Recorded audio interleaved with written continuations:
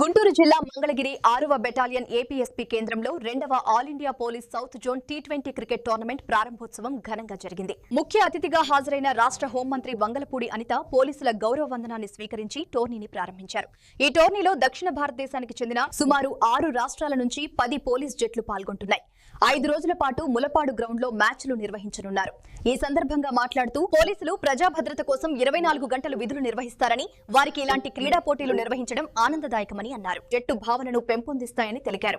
అమరావతి ప్రజల రాజధానిగా అభివృద్ధి చెందుతుందని, ముఖ్యమంత్రి చంద్రబాబు నాయకత్వంలో ప్రపంచ స్థాయి రాజధానిగా తీర్చిదిద్దేందుకు ప్రభుత్వం కృషి చేస్తోందన్నారు. క్రీడల్లో గెలుపు కంటే పాల్గొనడం ముఖ్యమని మంత్రి సూచించారు. ఈ సందర్భంగా మంత్రి అనితను ఘనంగా సత్కరించారు.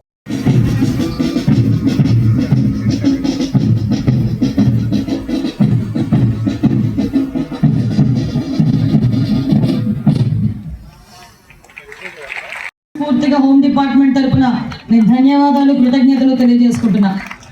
ఎందుకంటే ప్రతిరోజు పోలీస్ డిపార్ట్మెంట్ అంటే ఫస్ట్ రెస్పాండర్. ఎక్కడైనా ఏదైనా డిజాస్టర్ జరిగినా, ఎక్కడైనా ఏదైనా అన్యాయం జరిగినా, ఎక్కడైనా ఏదైనా క్రైమ్ జరిగినా, మనం ఇంట్లో ఉన్నామా, భోజనం చేస్తున్నామా, పిల్లలతో ఉన్నామా, లేకపోతే ఏదైనా హాస్పిటల్లో ఉన్నామా అన్నది కూడా మర్చిపోయి ప్రజా భద్రత గురించి అహర్నిశలు 24/7 పనిచేసే మన లాంటి అంటే పోలీస్ డిపార్ట్మెంట్ లాంటి జాబ్స్ లో ఇటువంటి క్రీడా స్ఫూర్తిని పెంపొందించడమే కాకుండా నిజంగా చెప్పాలంటే వాళ్ళ దైనందిన జీవితంలో ఒక ఆట విడుపుగా దీన్ని భావించుకోవాలి.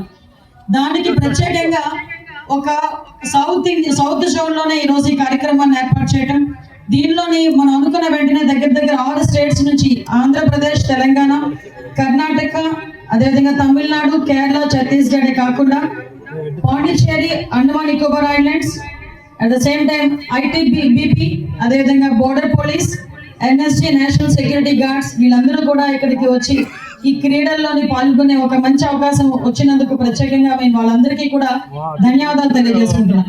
మీ అందరికీ తెలుసు, ఈ రోజు అమరావతిలో జరుగుతున్న 2nd all India police south zone T20 cricket tournament కి మీరందరూ ఇక్కడికి రావడం నిజంగా మాకు గౌరవంగా భావిస్తున్నాం, ఒక గర్వంగా కూడా మేము భావిస్తున్నాం. ఎందుకంటే ఈ రోజు అమరావతి అంటేనే ఇది ప్రజల రాజధాని.